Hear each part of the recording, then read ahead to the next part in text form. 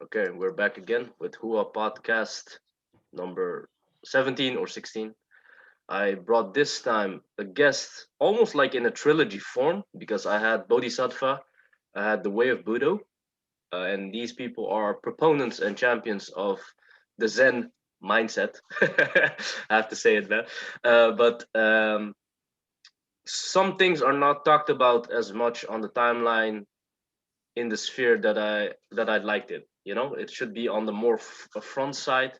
Something should come up more, and these things I thought my friend here would be perfect to talk about these things because he always comments on my tweets with with powerful insights, and that's why I thought he would be perfect to come on. So if you'd like to introduce yourself to the audience in whatever way you would like to. Yeah, first of all, thank you for having me. It's great to be in the line with Bodhi and Way Budo. I really like their stuff as well. So big shout out here. And yeah, there's not so much to say about me. I think like I'm a single man who goes simple. Oh, sorry guys. And I'm a simple man who goes through the. I will get beat up from my girlfriend if I say this. Okay, no, go back to serious now. Yeah. I'm a simple man, like I think who just goes through the adventure of life and I don't know, figure stuff out. Playing, I like to say like I like to play a party of a game of poker against my ego, and it's a lot of fun though. And so far, I really like it. I work little, travel a lot, lived a lot, and yeah, you guys probably know my stuff on Twitter.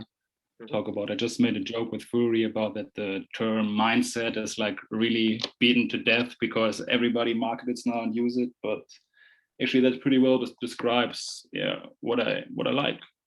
Yeah. Actually, this guy he doesn't know it, but the reason I brought him on the podcast, sometimes what I do when I see a tweet of an account that I like, I DM them that specific tweet, and then I say, "Hey, you want a podcast?" But actually, I forgot about it, and only a couple days later, I asked him. But there was this tweet that you said that.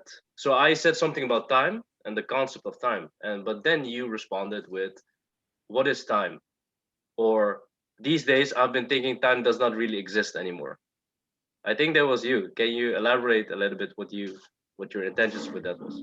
Yeah, I don't even remember tweeting that, but yeah, I said this when I was sitting in meditation, and when I really get to the core of it, like I don't feel the time anymore. Like anyways, it's like a made up concept.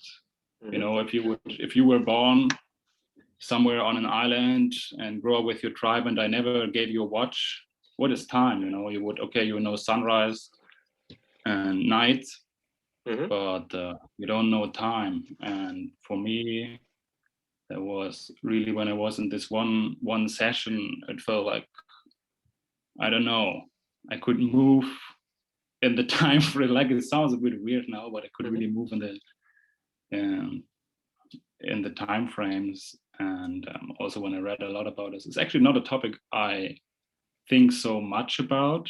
So kind of catch me a bit off guard here, but it's like, yeah, that moment was it really was, I think, I don't know what I tweeted exactly, but I was asking me like, what is time really? Because also everybody knows this. Sometimes you do something and you look at your watch and like, oh shit, it's 3 hours already and the time passes so fast. And then or really slow. Sometimes it goes really slow, right?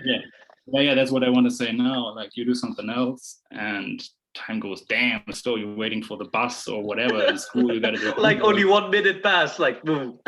Like shit, and you look at the watch and the time that just does not move. And I think that inspired me to ask that open question or write about it. And maybe I also think sometimes to get even more abstract now. Go on. This is why you're here. There's something I'm thinking about. Like I don't really have a solid stance on that one, but it's like the theories that they're like already all your futures are already written somewhere. It's not that you like that time passes and you just move to them, but they are already there, and you are in the present moment, and just how do I explain this in English? You just move different frames of all this that is written, and I don't know, by how you think and how you act in this present moment, you kind of like narrow down the next frame that is coming. Like, you got me on this one. I get you. I was just hearing you out, listening to you. It reminds me of this book, an audiobook that I was checking out. It's from Vadim Zeeland. It's called Reality Transurfing. A lot of the gurus on Twitter, for example, Frazo Dazo, he pushes it forward. TAKEZO talks about it as well. And what you described is what they call like the infinity field of infinite possibilities, and they call it their sectors. And it's like a board game. You're jumping off sectors, so you're like in this sector, and you can imagine like with a pocket light, you know, or with like with a light, you know, like when you go camping, you know, one of those lights. Only one sector is lit up, you know, in the dark. Only one sector is lit up. That is the present moment. That is the present moment, because past, future, and present in this conceptualized time frame or not does not exist. You know, it's something that people made up just to get to appointments. You know, you don't want to be late to appointments, and you want to have a linear time to think about it, basically. Because if you weren't having these concepts, you can't think about it. And then anyway, and also to function. Yeah, just to function, just to be as a human being. Yeah. But anyway, and then the pocket light, it switches to different sectors. And if you light up different sectors, you have different possibilities. And if you know where to go, then you can reality transurf. That's that book. But that's a great analogy. I didn't heard that one before. I didn't read that book, but I'm like big on TAKEZO stuff. Yeah. So probably also got some influence from his writings and his emails, and he talks about similar stuff as well. But cool. How's that reality transurfing? I heard that somewhere. I saw that somewhere on Twitter that it got. He talks about it sometimes, and Frazo Dazzle. So shout out to TAKEZO, Frazo Dazzle, and plug. But I wanted to ask you like a follow-up question. If you believe then that, so you talked about the frames, you know, like they are already created basically, and in reading, in the ancient Greeks, like the era, they would call it a fatalistic way of thinking, meaning it's already written, you know, by the fates. They spun like threads of time. They're like gods. They created it already. But then what is then your role? Do you have free will? Do your actions still matter? What's your opinion on that then? That's a good one. That's like the one everybody wants to figure out. I think. Yeah, my thoughts on this one is like, you have it to a degree. How do I say? Like, I think you're like the continuation of all your past actions. They like add up, and I think maybe even the longer you live, the harder you say it already. Like, you know, when someone is like 40 or 50, it will be harder to change a character trait or like a long ingrained habit than when you're like maybe 20 or something, you know. And I think all the actions, all the thoughts that you do in this world, like they add up, and eventually they create you.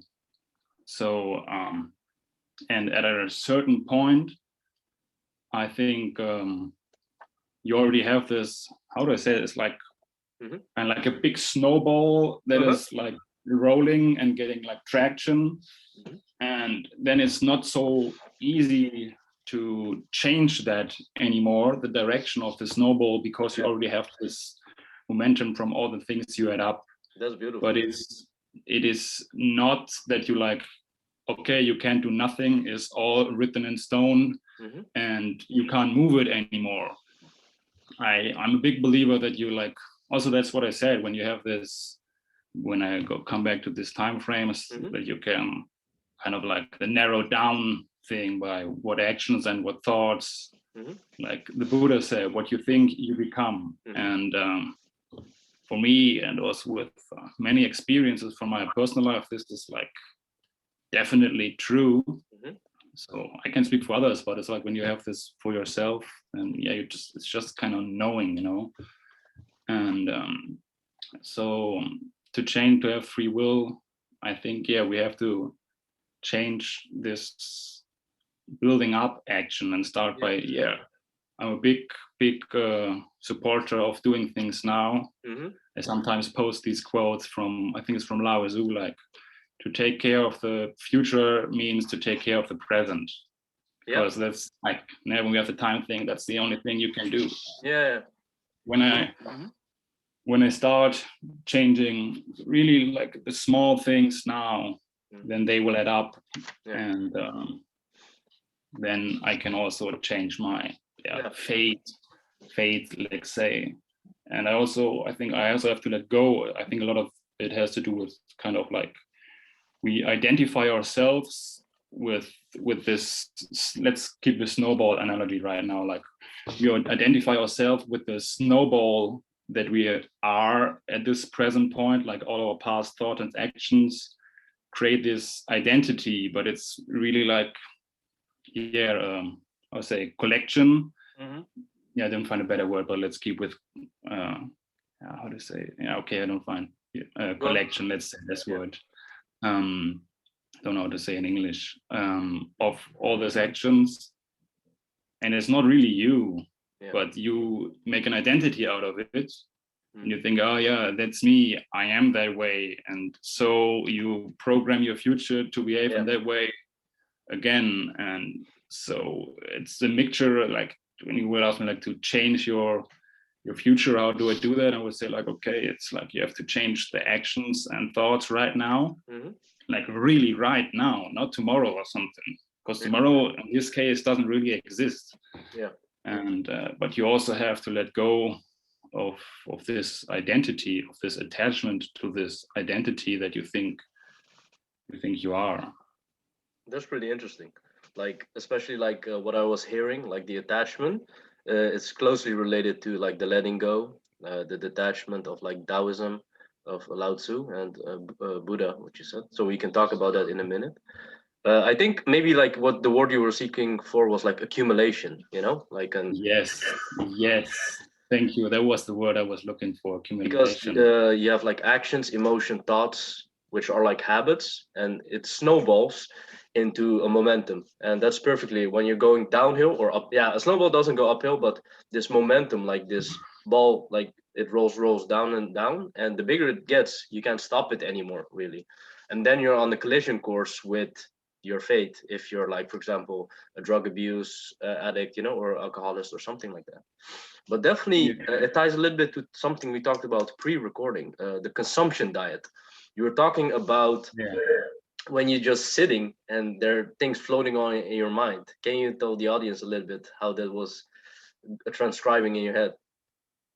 Yeah, I just told this before the podcast. I said that I have actually it was today, because like I'm in quarantine right now because I entered a new country and it's mandatory.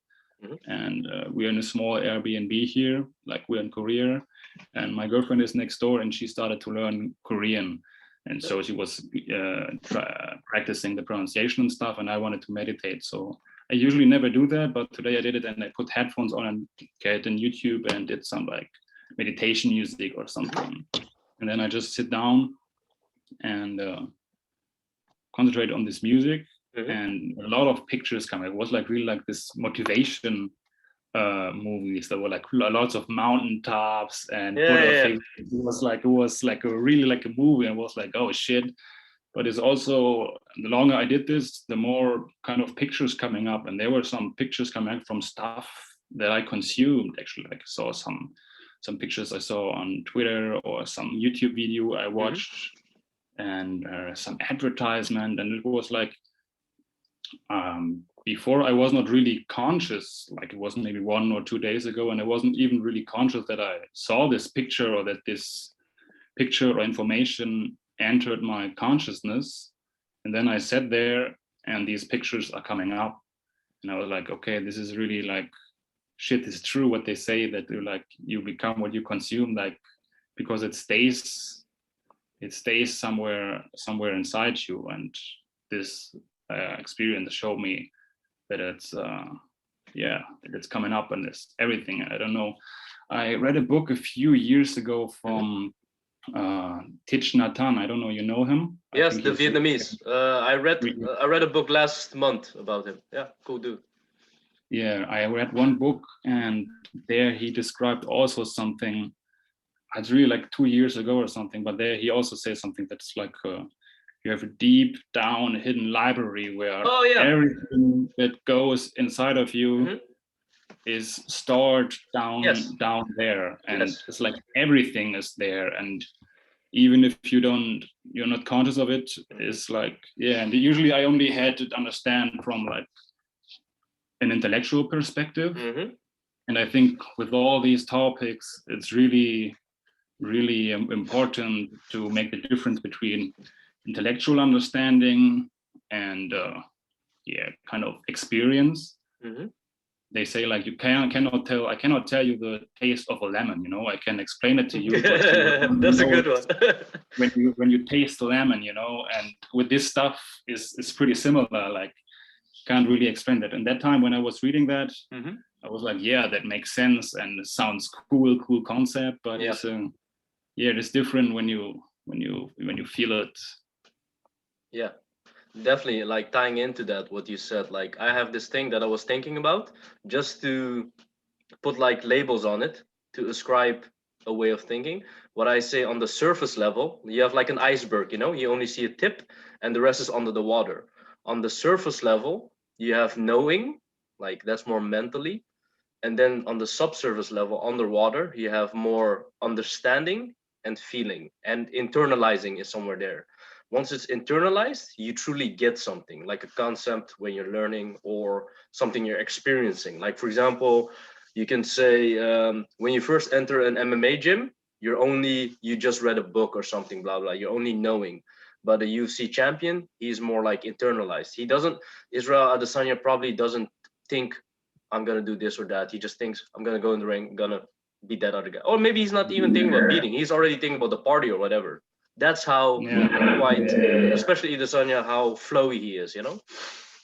But to come back a little bit to that Thich Nhat Hanh you said, I think it's the store consciousness he described. Like he says it's like a ball, and you have like the upper consciousness, and then you have the middle part. Has a like a Buddhist word. I forgot that word. That's really powerful. That intermediate area, because from the store consciousness, in the store consciousness, he said it's like a garden. There are seeds. These seeds can be for positivity. You can say like if you're very hopeful, if you want to study, have a career, or start a business, all these powerful seeds are planted there in the store consciousness. Or seeds of fear are there. I read the fear book of Thich Nhat Hanh, and all these seeds of fear are there. And if you water the wrong ones, they will sprout upwards to the upper level. And it's like in your power and in your control in that intermediate layer to mitigate which gets sprouted or which gets not sprouted. And yeah, that's a powerful thing for people to comprehend, I think. Yes, definitely. Yeah, he has some really good stuff. Like he has a lot of things that are like easy to digest for everybody. Yep. But also he has some books that go like really on a deeper level and are quite advanced stuff. Yeah. I would say. I think I really have to reread that one because after 2 years. No, yeah, it was just coincidental or sync. You know, I think I read it last month or something. Were some interesting concepts there that I wrote down that I have to revisit or go down the rabbit hole as well. Because I believe like for the Western world, these types of Eastern philosophy books get a little bit edited, mainstream, streamlined to make it, you know, a fast read, like Mark Manson's Subtle Art of Not Giving a Fuck, you know, like fast, you know. But these things need to be digested, thought about. You need to be aware of it. But it's definitely and practiced. And practiced, yes. Because I wanted to tie into that, like what you said, like practice, like when you were in these meditation sessions, when you were feeling these sensations, these images, it's when you were doing the work, you know. You did not only read about it, in the moment of acting, you were experiencing as well. Yeah, that's true. While It's most also people, like they say it like it's more fun to read like a book and feel really smart. Like I'm really guilty of that myself. I have yeah, to admit, like, yeah, just read this book and then you maybe can talk a little bit about it and sound like feel so enlightening. Like, whoa, I have all this wisdom now. But to really make it like that, it changes your life and the yeah, way you act. You have to put in the practice. And I even read that somewhere in one book. I think it was from Yogananda. He said like, yeah, you can read this whole book, but if you just sit down 1 hour and meditate, it will give you more than reading this book.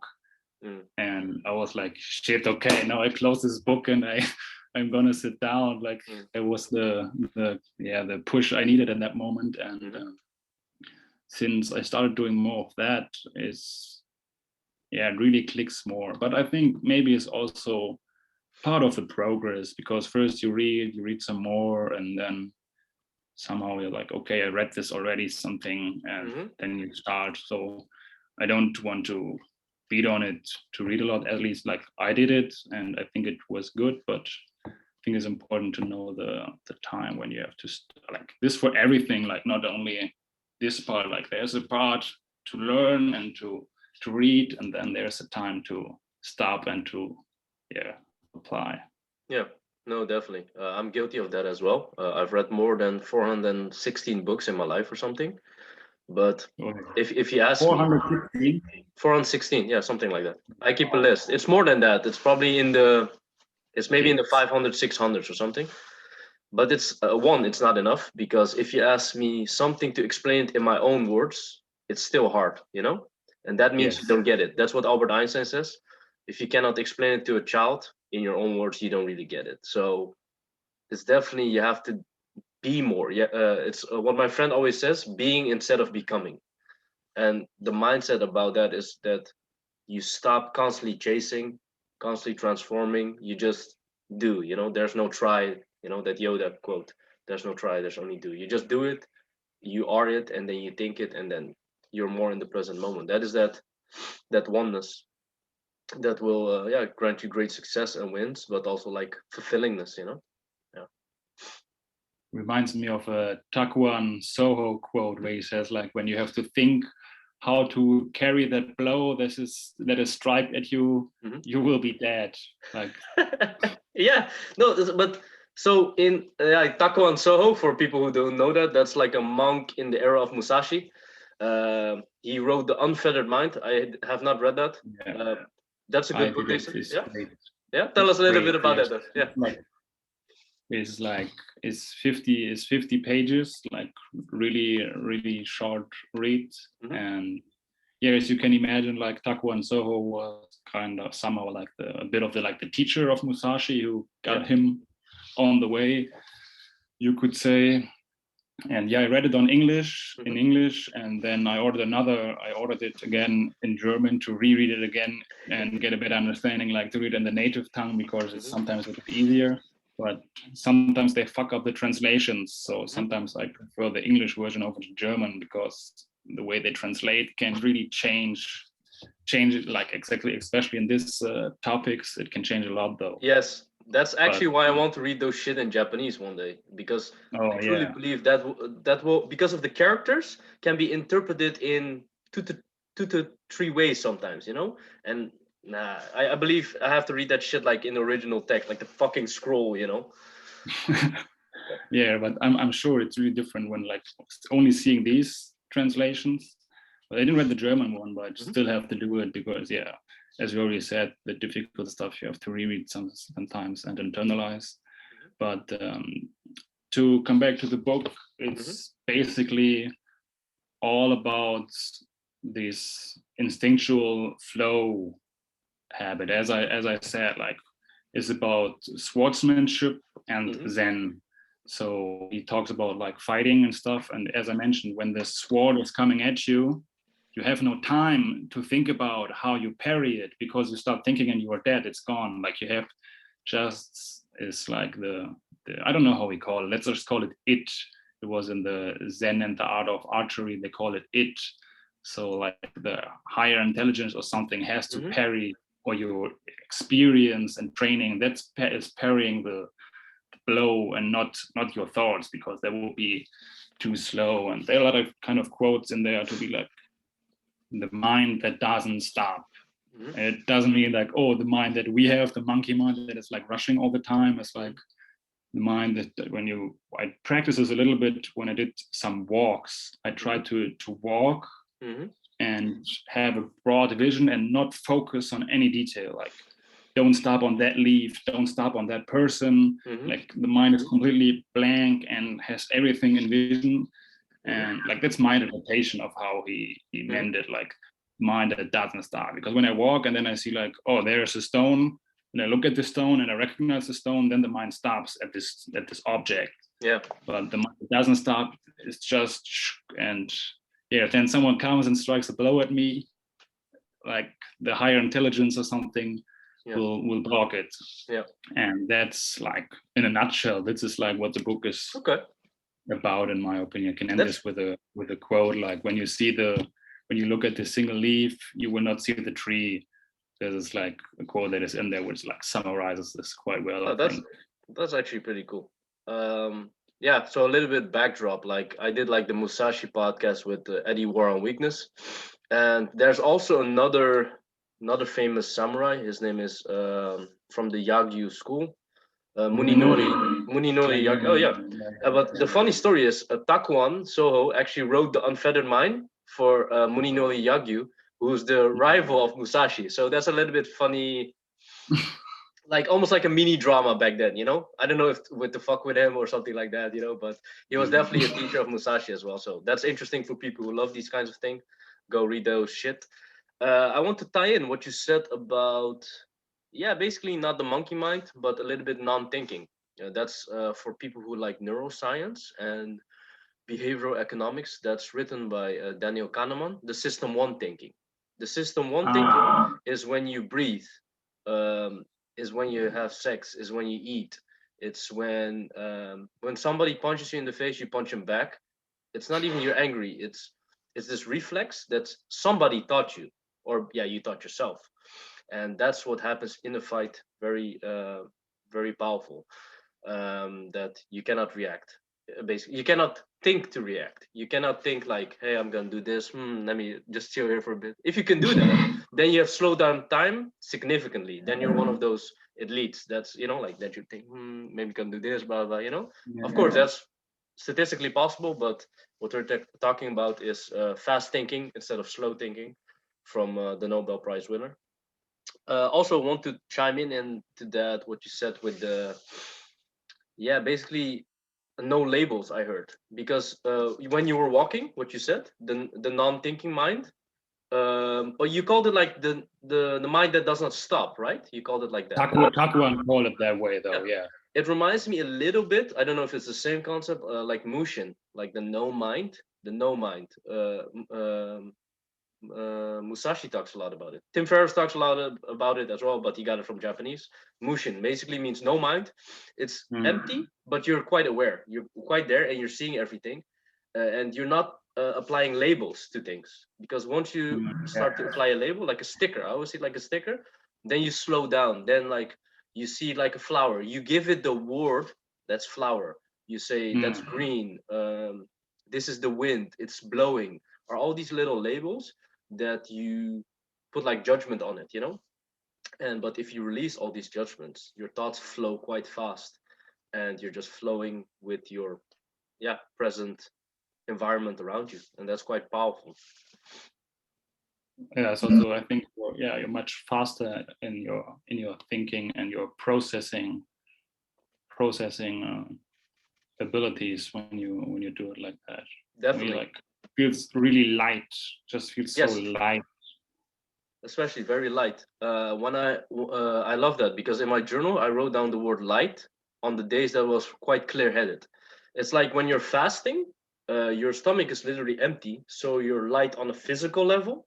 Your stomach is empty, so you're losing weight, you're losing fat, you're burning fat, you become lighter, and then as you walk, you're physically lighter. So your proprioception changes.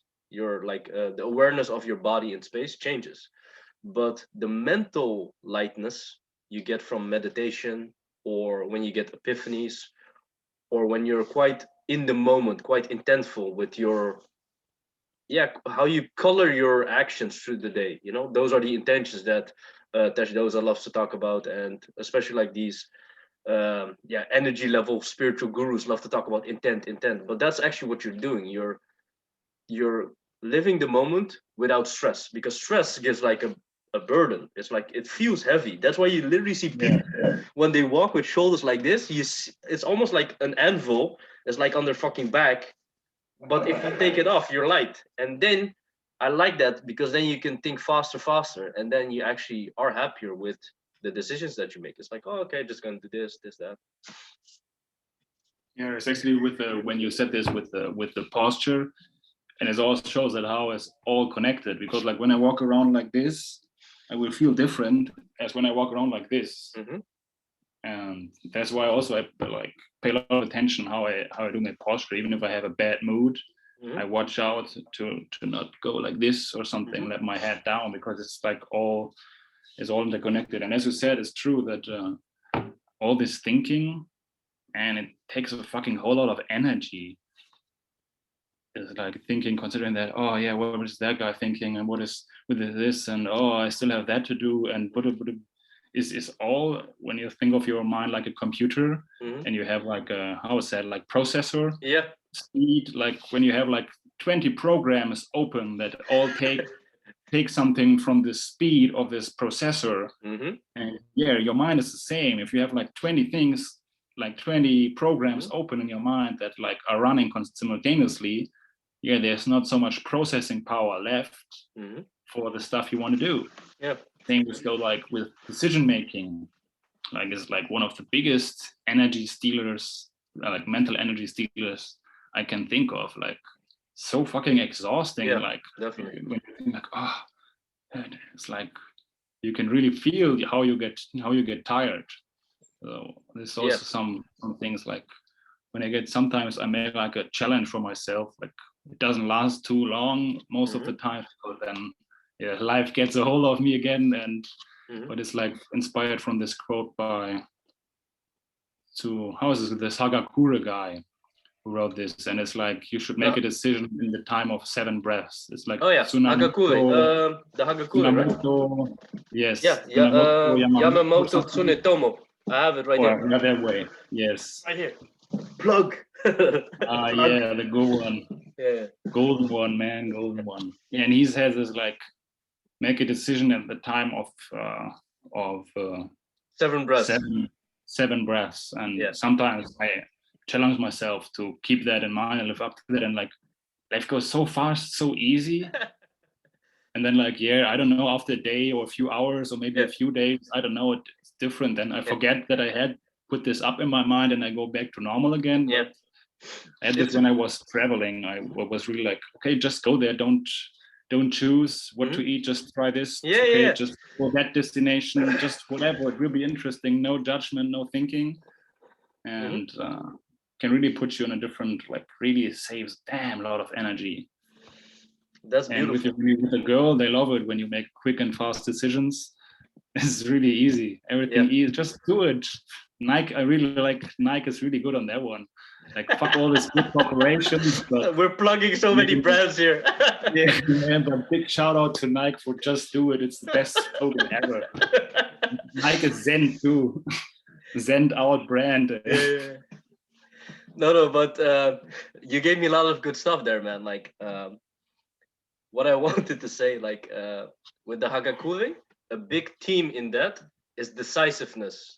It's all these because Hagakure is full of these little stories, and it's about how samurai and their Bushido code enables them to be extremely decisive.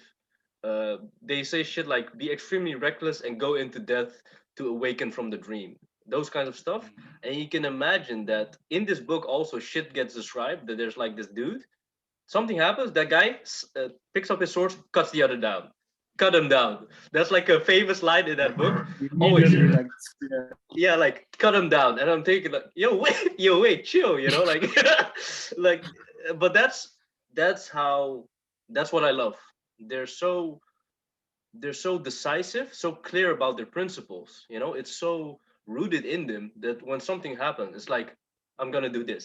You know, it's not, let me invest in this.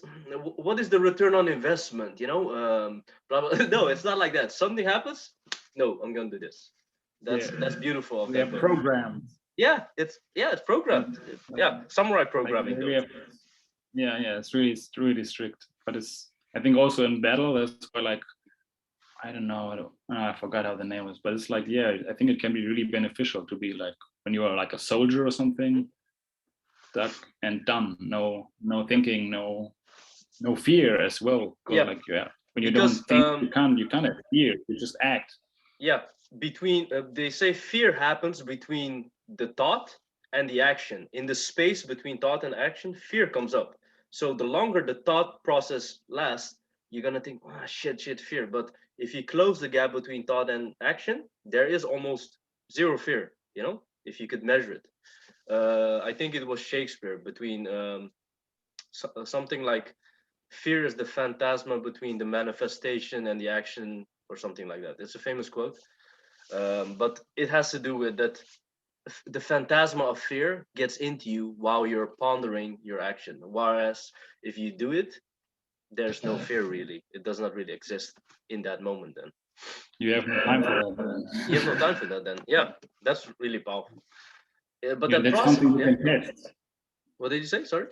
Like, this is also like this something you can test, and everybody know it. Sit yourself down and think more about something. You will see you get more fear than if you just start doing it now. Like, I always like to bring things to short tests and not believe so much. And this is like simple. Everybody knows this. Like, everybody does. I have to do the presentation tomorrow. Oh my God. But if you just go out and do it, it's like, no problem. It's beautiful in that sense. If you, to bring it back to that oneness or the present state awareness that we were talking about, if you are quite in the present moment, fear doesn't exist, because it's like a little bubble. And let's say the future doesn't exist, this task that you have to do, you cannot be afraid of it if you're here, you know. And then in the time frames, it comes. Once it's there, you go over the threshold and you do it. Then fear didn't exist. If you really live in the present moment, fear doesn't exist. If you use mindfulness and awareness to zoom in on your thoughts, then you will find out that fear is an illusion, actually, that you're conjuring up yourself. You know, contrarily against, of course, threats or risks or stuff like that, they exist, but not in the present moment, really. You know, not in this 1 second. In this 1 second, it doesn't exist.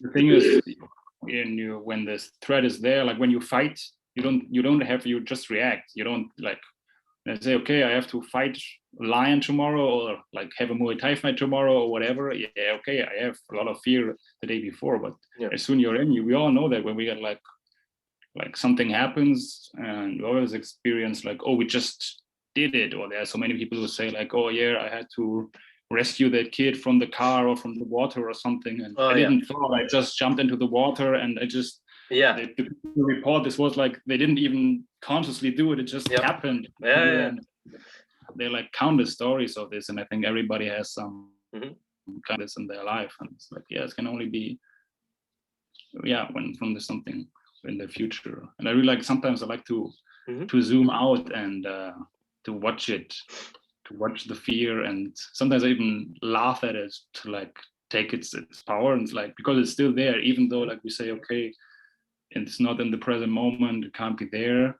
But sometimes it's hard to be when you have fear or anxiety or something. It's hard. You sit down, you say, okay, I want to be in the present moment and breathe and stuff.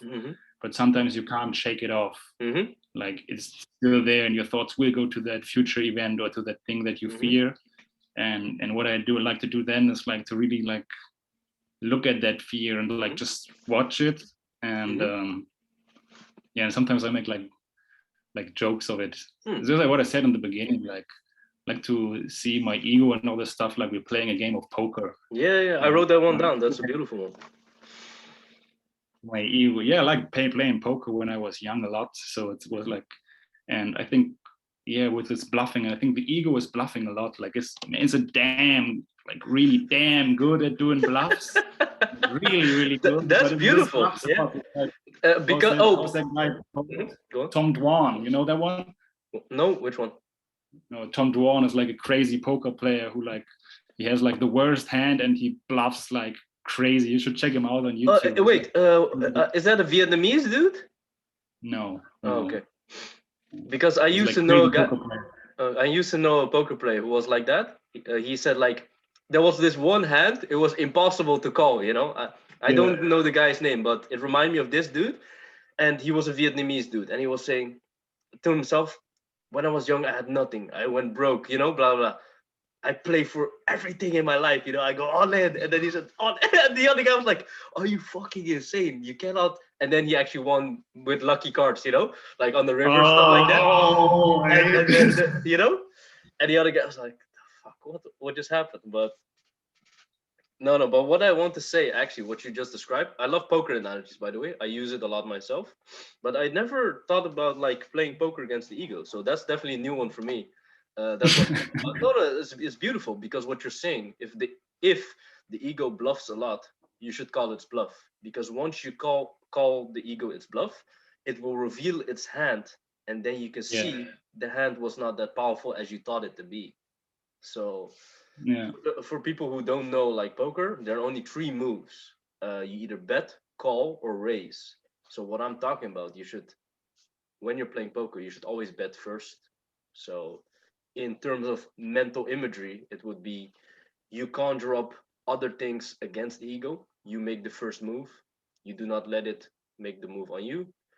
If it makes a move on you, you have to call it, face it, basically. You call it out, or you raise its bluff, or and or you, if you want to stay in this poker analogy, you follow it down the river. You see what it's made of, and then usually the ego doesn't have that much. It will from time to time though defeat you because that is in also in the potential of the hands. But then you will usually learn. That's what they say. That's poker. They always say, but that's life, and that's the power. That's the ego. Then you say, oh, okay, he's not to be trifled with, but I can play the next hand. That I can go the next hand. I can go further.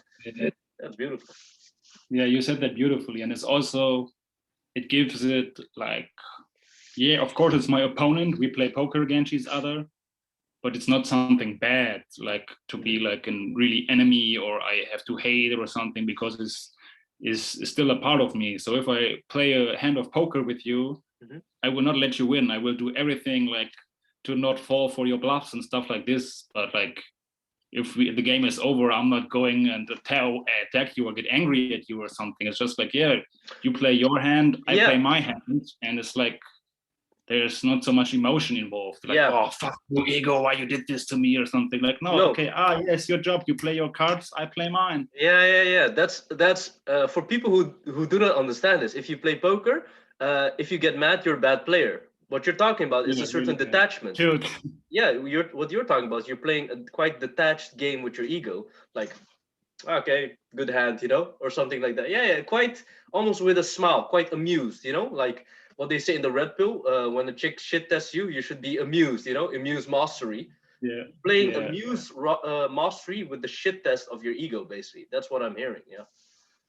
Well, yeah, that's beautifully put. Actually, if you don't know poker, it can be a bit confusing to understand this. But yeah, you said it perfectly. Like that's it. It's all shit testing you, this ego thing, and you better make sure to not fall for it too often. Yeah, that's nice. You went quite fast with this like session that you were talking about. When you have a fear, you zoom out. How does the fear look like then for you? Like, for example, if I look at a book, it has the shape of a book. It's quite concrete. It has the label in this reality, but something in the mind, like for example, a fear is quite abstract. Does the fear then have something visual to it, something auditorial, or does it have a color? How does it look like? How do you experience this before you can zoom out? No is. I think it also is because it took some practice for me. So maybe I will I will go a step back and tell like kind of a bit of a personal story how I got there, because it didn't started with fear. It actually, for me, it started kind of with anger, because I was a bit more of like person who would lose its temper. And when I was younger, I was like a bit like, I got into fights and stuff, and like stupid childhood, or like adolescent would be the better word, young adult shit. And then I was like, this is stupid, because when I get angry, like I lose the control. Like the anger goes and I go and punch somebody, and then shit things come happen, and like just plain stupid, and it's like not in control, and I want to be in control of my life. And then I said, okay, what I got into this mindful, I don't know how exactly, but into this mindfulness stuff. And then I don't know from whom I read it, but I read somewhere that like you should watch your emotion, watch the anger rise up, and like see, because the anger is pretty fast. It wants to like get a grip of you and take control, and then once it takes over, you're done. Like you're lost. It's happening, and then it's like the anger's in the seat, and then when you can think again, everything already happened. You're like, shit, what just happened? Was that me? What was it? Like, so I started practicing, like really made a dedication to increase the time span when the emotion, emotion rises up. And then it's like, okay, you feel it rising up, and then it gets a grip of you and you react, and then it's over. You lost control. But then I just did like, I did mindfulness meditation, like watching the breath, or like just sitting down and watching, okay, how do I feel today? Why do I feel? And just like, when I say watch, I really say it could be more like, say, like bath in that feeling, let that feeling be there. Experience it without trying to let go of it, without judging it. We're just like, just feeling that feeling, like, okay, now I'm this, and I practice this, and I made a real dedication to, when I get angry, to increase this time span, because before it was like, okay, anger rises up, grips me, and I'm gone. And then it's like, okay, anger rises up, and then I have this second where I can watch it. Oh, you see, there is it. And then sometimes it catches me, but at this, okay, I have this awareness, and then I trained, and this time span got bigger and bigger. And once you have this, like now it's really, I feel it, like I imagine it like it's coming up from here. And then it's going in my head, and when I get it in my head, then I'm gone. And now I can really like feel it in my chest, but let it be there. And then it's like, okay, I'm really angry, but the feeling is there, and I do this, what I did in the meditation.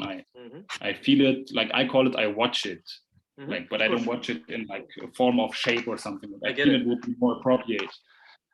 And then it just stays there, but it can do nothing. Like this is, can go back to that poker analogy, because like, I see your hand, it's like nothing. You can stay there with your hand and be angry, but I will not react. And this changed my life for the better a lot. And so this is the way how it got. And so I do the same. I do the same with fear, like to just acknowledge it. And because fear is another emotion. Like you have anger, you have all these little emotions. That's what you're describing. And then I watch them, and then sometimes I'm like, because sometimes it's really ridiculous what we feel like. It's really like, what the fuck, what I say, like, and then I kind of talk to myself, or talk to the feeling, and say like, come on, really, are you serious? Like, I'm a strong, smart dude. You're like this. You really come up with that, man. You can be afraid of something big. Okay, if I have to fight Mike Tyson, I don't blame you for being afraid. But like, you put it in perspective. You frame it differently. Like talking to someone, I'm like, come on, and then it's like really like a game with myself and my feelings. Gamification. Self-talk. And so helps a lot. And this is funny, because since I'm that way, also I don't come in situations like this anymore. Like I told you, I think this is really interesting, because I told you that I lost my temper pretty fast, but I also was like, it all comes together in one thing, because I had this identity, but like, I'm a like tough guy, or wannabe tough guy. Would be more accurate, actually, wannabe tough guy.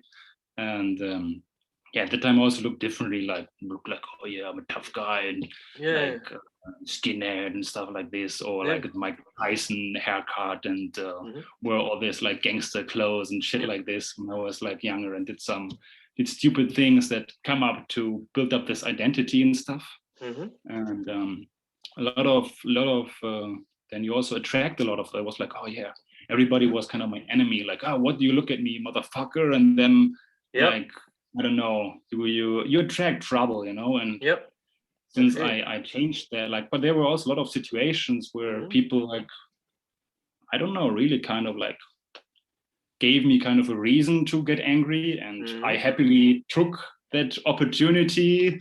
I was, but it's funny, since I changed that, it's like, even if I wanted to, there's not the opportunity. Like, people don't give me the opportunity to get angry at them or like to get into trouble anymore. There's like it's really like, it was happening all the time that some guy was looking the wrong way or whatever, bump into me, and like, you know what I mean, like this stupid, ridiculous shit.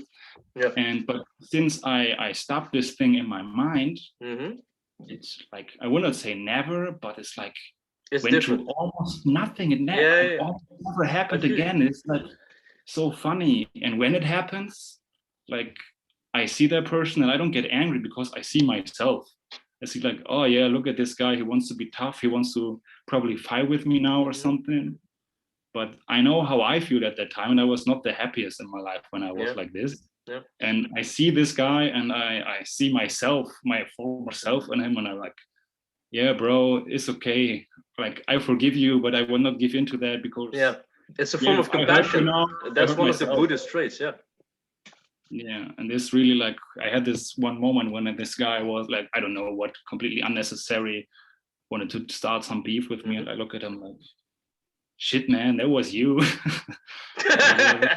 There's some moments that like must be funny for him, because I really looked at him like, oh man, like, because it was like, time standing still, and I saw really myself on this guy, and then I was like, oh yeah, I wish you the best, brother. Yeah, that's beautiful. Like, I don't want to go into much myself, but I can completely relate with what you just said. What you're talking about is a little bit that energy vibration, a little bit, and also that energy shift from what you once had, this identity, which is not really you. It's quite fickle. You can detach from it, and then you got into a different vibration. Let's call it a higher vibration, and then you will also start to see lower vibration people, like what you were saying. You're looking at this dude. Hey, this was me. You see energy pattern, and but especially when you're in a certain, like, for example, what they have in the law of attraction is a reticular activating system. Basically, it's pattern recognition. If you're a cab driver, you always see cabs, if you're a cigar smoker, you suddenly see people smoking cigars. It's a pattern recognition. That's what they call the reticular activating system. And it happens with this lower vibe. Like, you're thinking evil thoughts, so you're thinking, hey, that guy wants to fuck with me. I'm a tough guy. Hey, what the fuck? This guy's messing with me. And I still, to this day, because of my past, I have issues with it as well, that I have to take a step back, what you described. Like, is this person doing this because, hey, they're just racist, or just fucking dumb, or having a bad day, or a bad moment, or the bad day thing is, or they're just fucking jealous because I'm more handsome than them, those kinds of stuff, but it comes from a different, you get more understanding from them, it doesn't mean that I have to like it, but you take a step back, and then you view it with these, like, oh, okay, maybe I was putting out the wrong signals, or maybe I'm just seeing what I want to see,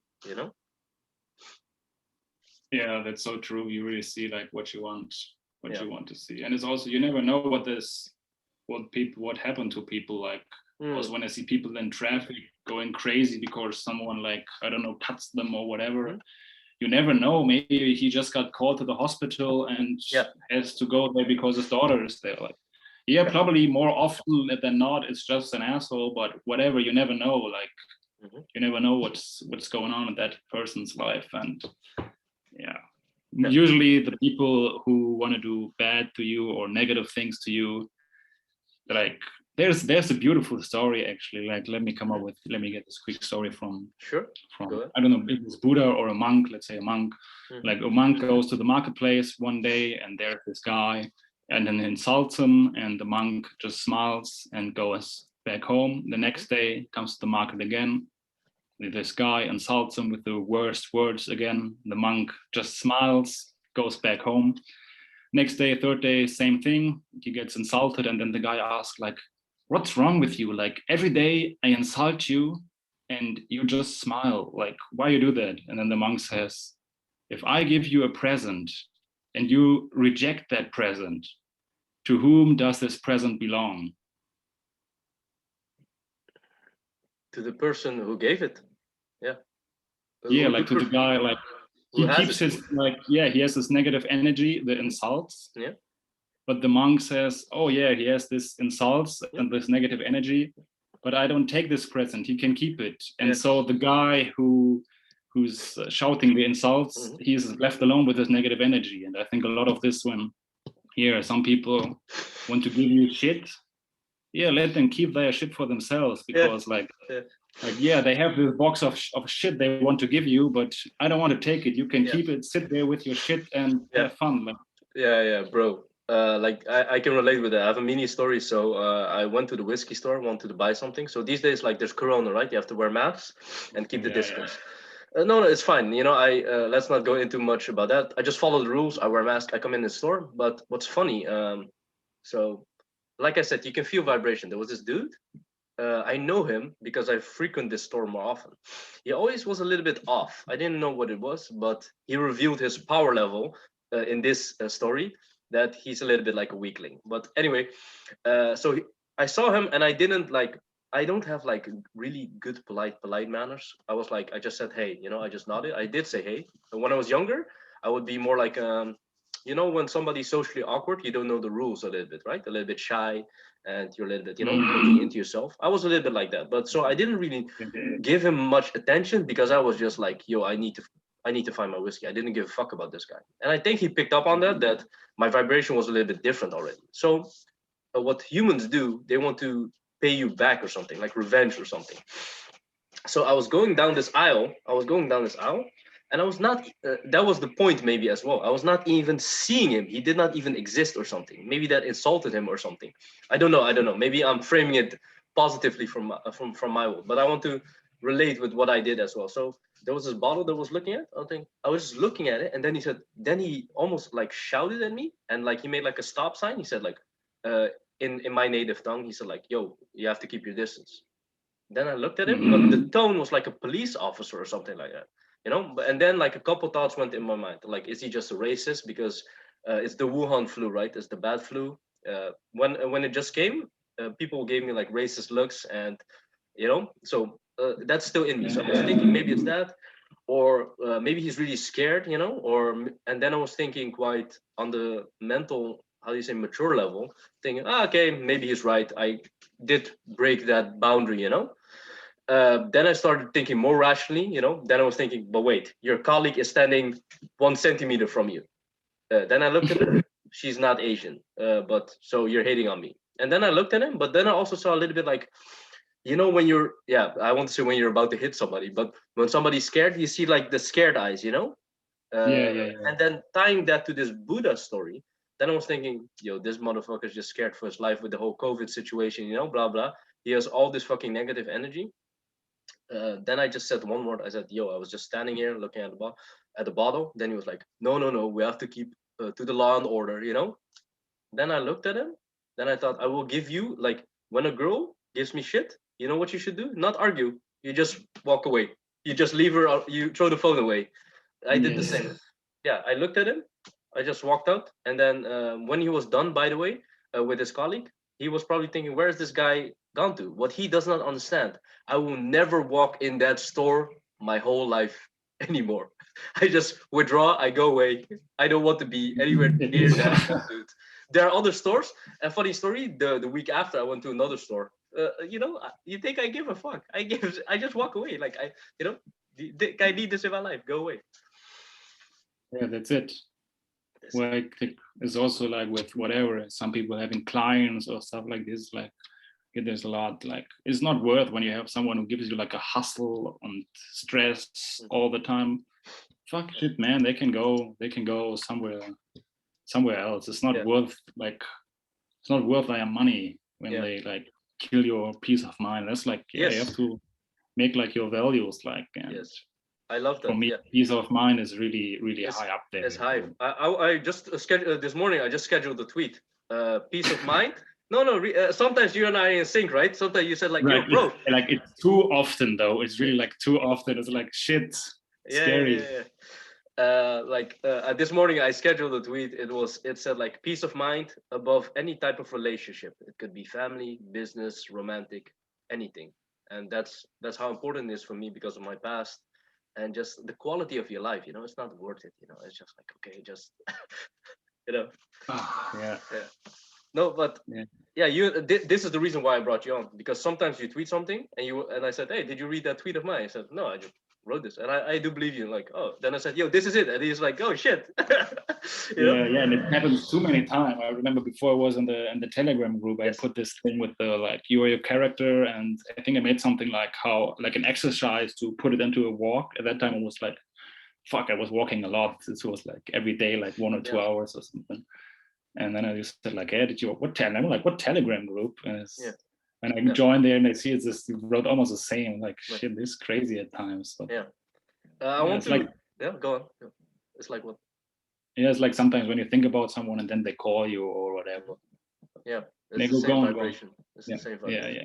No, I just wanted to note back what you said earlier when you gave that origin story, how you got to this mindfulness thinking, and that you wanted to give yourself the chance to give yourself more time. Yes. I read it on the timeline, so it's not from me. I give credit to somebody else, but they call it in psychology, I think, the stimulus response gap.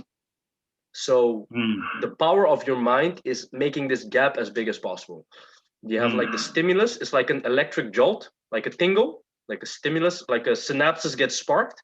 This could be anger, fear, anxiety, depression, in any shape you have. It's like a stimulus, and then you have a response to it. If you have a fast response that is a bad response, then you're usually fucked. But you want to make the gap as big as possible, and you do this by mindfulness, awareness, meditation, just proper breathing control, just cutting loose toxic people, whatever.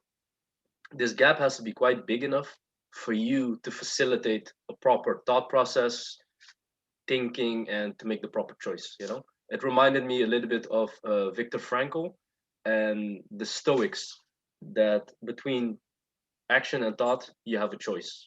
It doesn't matter. Like, for example, what's so powerful about Viktor Frankl is that even while he was like in the Holocaust camp, he was very in a bleak state. He always said something was happening, an external activity. For him, it was really severe.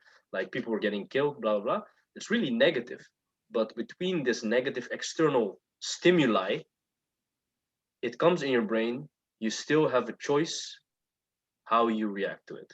Always, it doesn't matter. And that's why that book is so powerful. It's written from really powerful.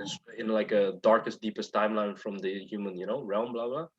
But if those, to put it in perspective, if those people can do it, if you bump your toe or something, you can wait 5 seconds to let the emotion.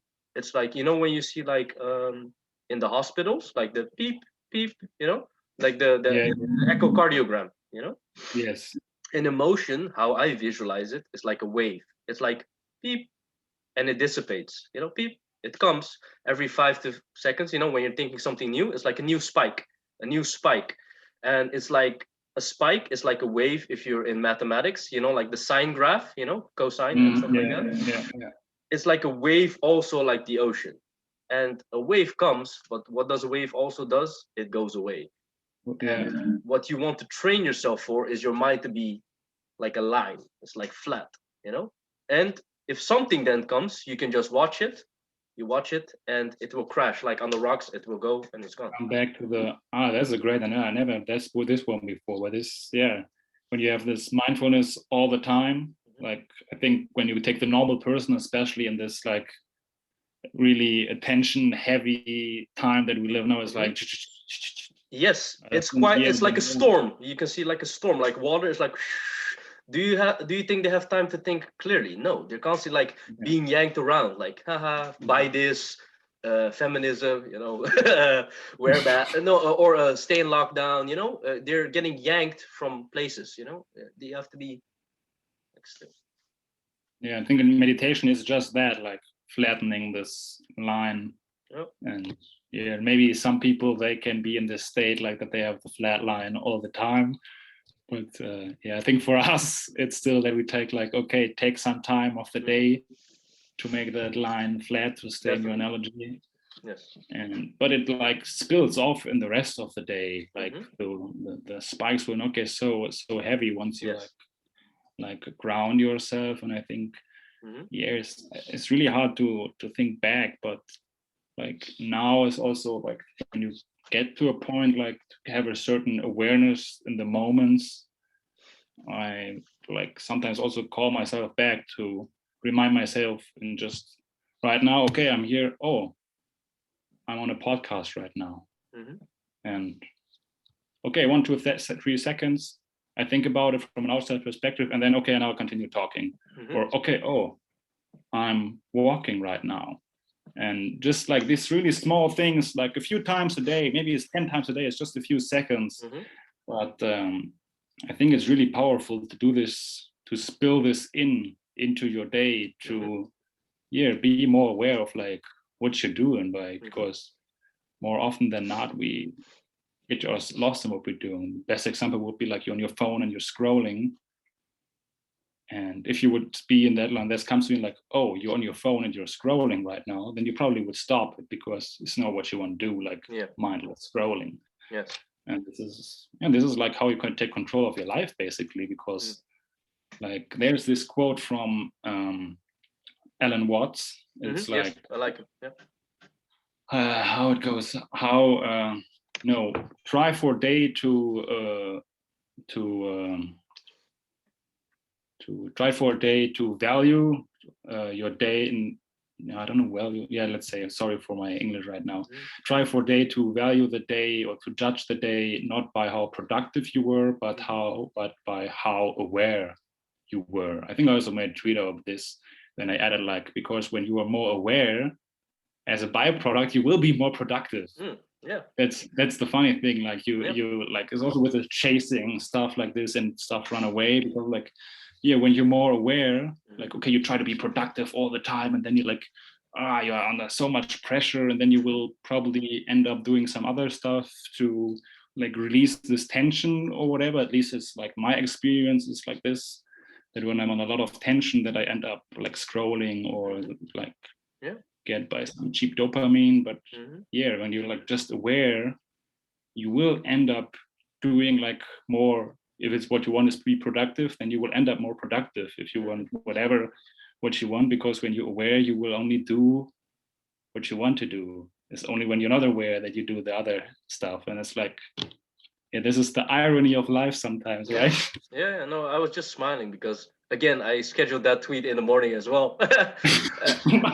Yeah. Okay, so we all know what tweets are coming next. Yeah, no, but we are in sync level with each other. I phrased it to label it again. I phrased it, you have quality of time and quantity of time. And what you're describing, this awareness, is how TAKEZO and Alan Watts and Anthony DeMello from the book Awareness calls like. I don't know that book. Oh yeah, it's called Awareness by Anthony DeMello. It was also recommended by Tesh. He got it. He got a lot of principles from that, by the way. I could see the influences. Yeah. But it's about intent, you know. And what you were describing, this when you're aware, what you were doing, like you're saying, you're walking. You know, reminds me about the Way of Budo. He also said, when you're walking, you're walking. When you walk to a fight, you're still walking. You're not fighting yet. Reminds me of the other podcast. But I do that as well, because then you color like the time with a certain intent. Now I'm podcasting is podcasting. Yeah. When you're talking, I'm listening. I'm not even thinking yet what I'm gonna say. Okay, he's talking. I'm listening. When I'm talking. You know, you label. You can't. At least I try to do it almost like a machine. You constantly do it, but then it becomes too robotic again. It's like when you're forcing something, you can't get the breakthrough. You know. But so coming back to it, the tweet was, intentful time always trumps wasteful time. And especially when the quality of the time is better, it trumps usually quantity of time. Like 1 hour of deep focus usually beats 2 to 3 hours of unscattered focus. People know this intuitively, but if you go more into peak performance, like from Leon Castillo, all his teachings, and if you think about these spiritual teachings, you will know that even if you're fucking concentrating for 30 minutes, 1 hour, like pure focus, it will usually beat like when you're doing one thing and then you're on your phone, because that's, a phone is actually 50 million volts or something, it's so many other people's voices, like it's unscattered focus. Crazy. It's crazy how much power in that phone is. Like, it's if you could look at the energy, like you see like all these fucking Oh yes. Oh yeah, that would be crazy. Like, but it's like a blessing and a curse phone. It's like I think everybody is to some extent, but in the phone is one thing of the extremes. Really, like it's a really extreme blessing and extreme curse at the same. Because it's so powerful. Like, fucking powerful, man. Yeah. I want to come back. Like, I wrote down what you were describing. When you're traveling, and you were like, you said you're letting go. You just, fuck. I'm just gonna do that. I'm just gonna do that. And especially with a girl, they love that. Like you said, they love when you just lead and we're gonna eat this. They love that. I was reading something from Tesh. It's not that public. It was I don't know where I read it, but it was from Tesh. It's like he calls it like the vacation mode. Frazzle Dazzle has talked about it in a thread as well. That when you're on vacation mode, you can imagine yourself. You're free, right? You're thinking, I just do. You do fucking dances with stranger. You even buy people drinks, blah blah. But once you come home, you're fucking like, I'm not gonna buy this person a drink. I'm not gonna go to that store. I'm not gonna try this new food. And it's just really interesting that I wanted to share, like, like vacation mode. Like, for example, now you're traveling, to another place. It's a different place, but is it then not so strange to think that vacation mode is something mental? Do you take it with you? Like, how does it feel? Because once you go home to your own country, can you take it with you? This different place that you're with, or what do you think about that? Yeah, I think it's not so easy when you are in your place where you are, because you could actually go back a bit to this accumulation snowball from the beginning, because there are so many habits and ways you are to be. You have your responsibilities and the ways you act with your friends, and I don't know, like even maybe the way to the supermarket. You walk this way to the supermarket 1,000 times, and like, I don't know, I think it really is somehow shaped into our mind already, because we did this so many times.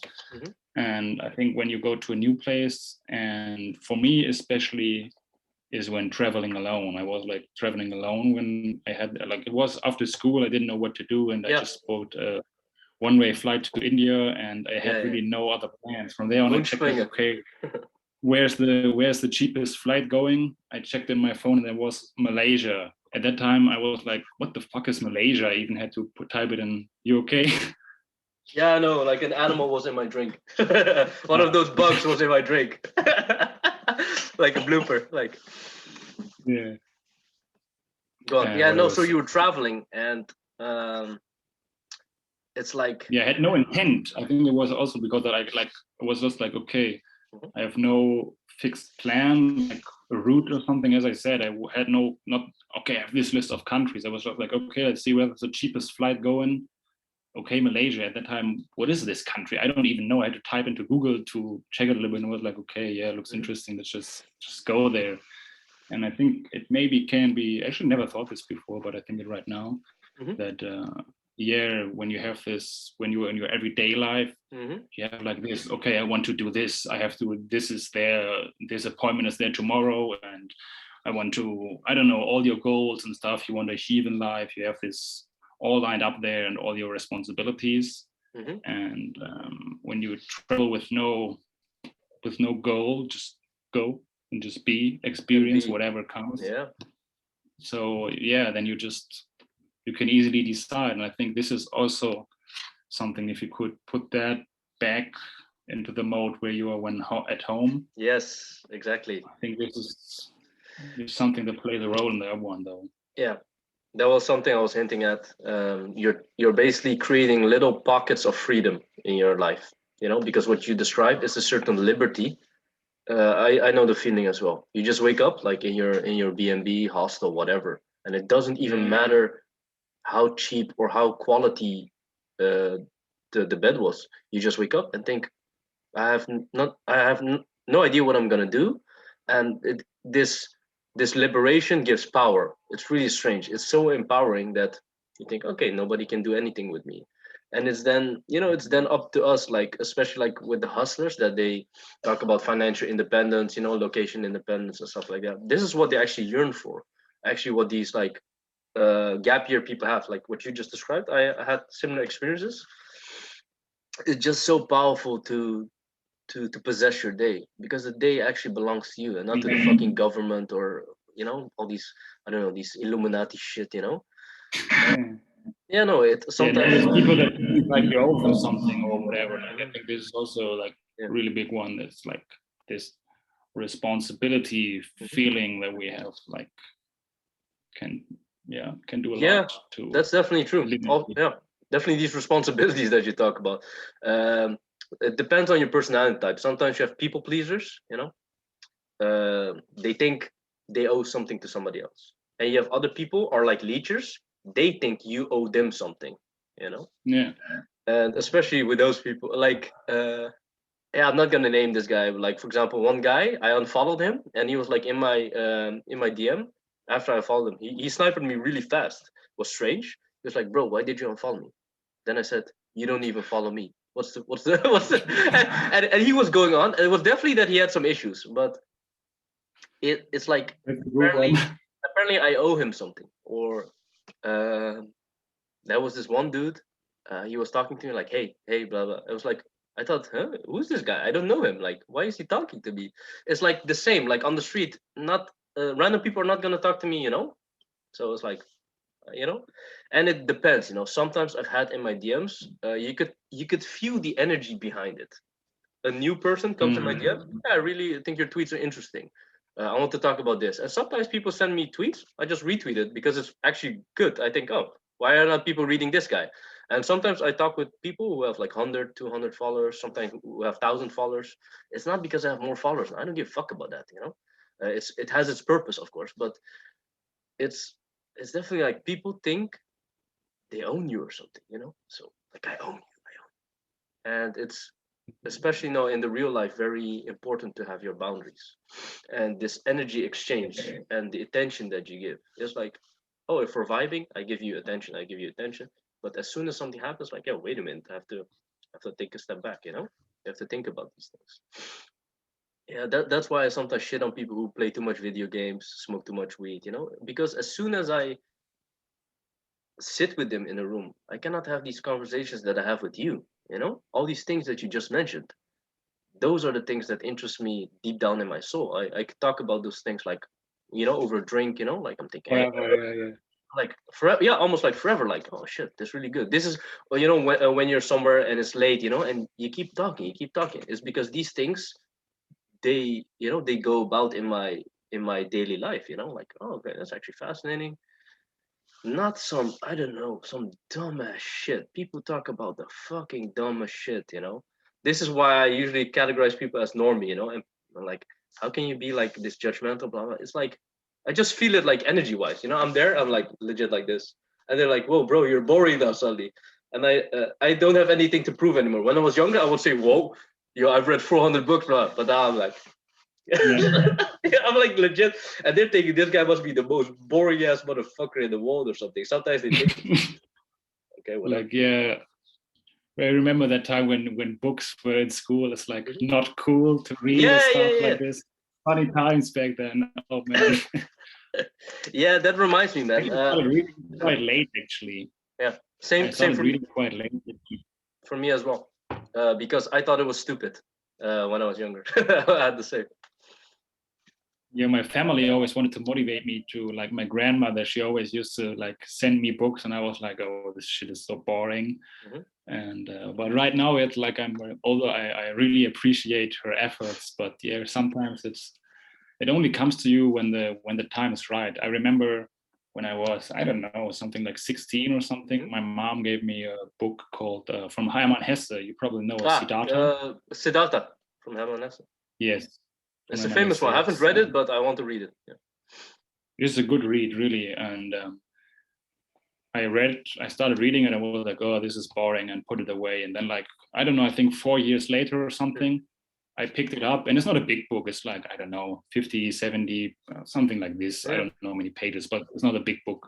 And it just finishes in one session, like few hours, like 4 hours, 4 or 5 hours. I just went through the whole book in one session. And it's like, yeah, sometimes you just have to be ready. And this comes, sometimes you can't judge. I also try to like not judge other people so much, because maybe their time was like, it's not based on my personal story, as I already told. Like, I keep to this a bit because I now revealed something already.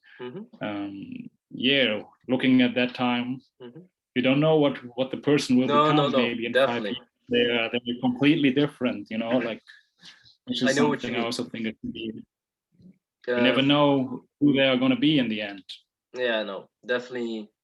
I don't try to be, how do I say this? Like, I try to be more selfish with my energy and myself, but this then spills over, like, in how I then act, quite strict almost, because I just want to protect my boundaries, because when I was younger I didn't do that. That's very important to me. Same here. That's why it seems like this guy is so harsh, blah blah. But I do have complemented to that what you describe. I'm thinking maybe this. I wanted to always convince people at one point when I was like, when something is new, like for example, when you're just on the Bitcoin train, you're saying to everybody, "Yes, I follow from the same moment, man." You know, and I had that, that when I was new into these like things, I was like, "Yo, read Musashi, blah blah." People don't give a fuck, and it's like I've gotten that maturity now that if somebody says, "Hey, have you read that book or something?" I say, "Yes, I actually have." It's quite, a little bit like maturity, wisdom, respect. You give it a little bit. You give a little bit respect, give a little bit, and then see how far it goes, and then you. This is quite that detachment that I try to practice by these. I have my strict boundaries, but it's quite, you don't have to listen to me or whatever. Yeah, this is important. Otherwise, there is, like, we have a German saying. It's like, you can show someone the way over the bridge, but they have to walk themselves. It's like really old proverb, you know what I mean? But it's like, you can always say, here, check this out, and I will say that to the girl. I will say that to the girl. I would say, du kannst jemanden den Weg, now I forgot speaking German. What's going on, man? Du kannst jemandem den Weg über die Brücke zeigen, gehen müssen sie ihn selbst. You can look it up though. No, I heard it. Like, that's a powerful one. Yeah. No, I'm really like that. It's like almost like a hands-off approach, not a hands-on approach. Hands-off approach. It's almost like I show it, but it's almost like now that we're talking about German stuff, like Hansel and Gretel. Like the breadcrumbs. It's almost. I'm quite mysterious, or quite speaking in riddles. It's almost like, what are you talking about? Like I drop these little clues, and sometimes they're like, leave a crumb. Yeah. And it can be annoying to people, but it's for me also like the protection of the boundary. Like, I'm not gonna like, yo, this is the whole bread. It's like, yeah.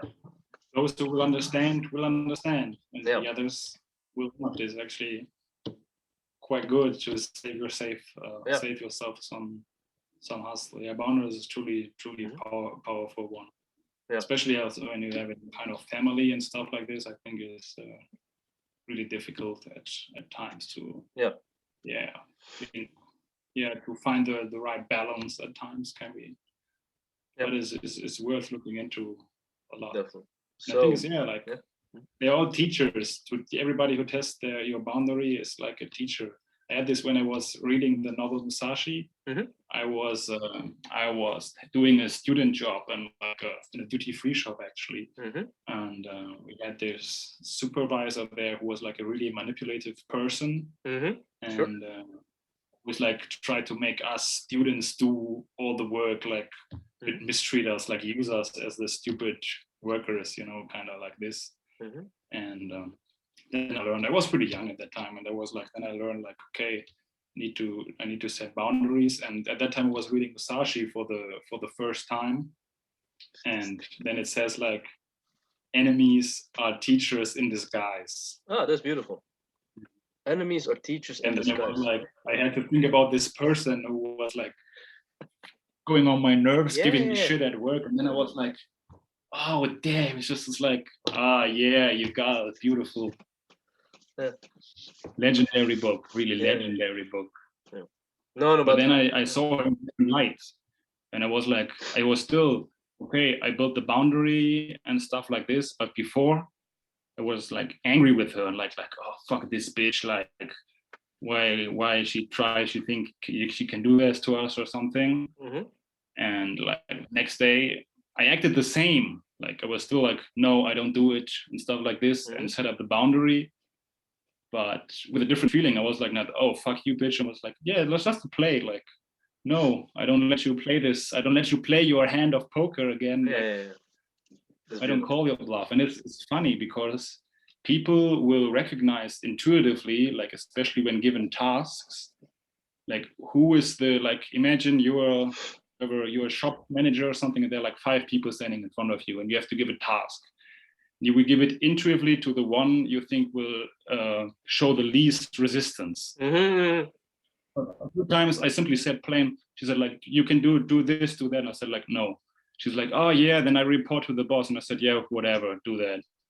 And like, I did this like 2 or 3 times. And then she never asked me to do any work anymore. She always went to someone else because the friction and the resistance is too hard. And then you intuitively, like sometimes I had this, we were standing in the shop with like 2 or 3 people, and she was like giving tasks, and she never was giving it to me anymore. And I think it was kind of subconscious already, because she know I would say something, I would say, no, you can do it yourself, or like, of course I did my part where it was necessary, but in that type it was kind of extreme with this one, because she put all her tasks onto us, and it's like, yeah, I'm so grateful for this person, because now she taught me so much. And since I read this quote when I was working there, was like, oh yeah, thank you, wish you the best, thanks for the lesson.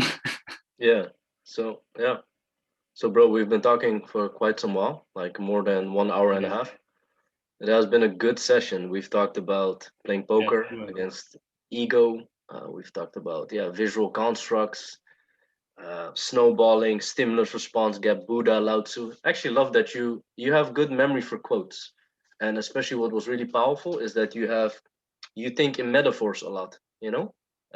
You came up with the snowball, the poker. Those are like analogies or frameworks to think in. And that really helped build the conversation. And I just want to give you like the last few moments, like some closing thoughts, or if you want to promote something sometimes, but more like closing thoughts for what you thought about everything that we said, or just something that you want to leave the audience with. Yeah, I think it was a great conversation, by the way. First of all, thank you for having this conversation with me.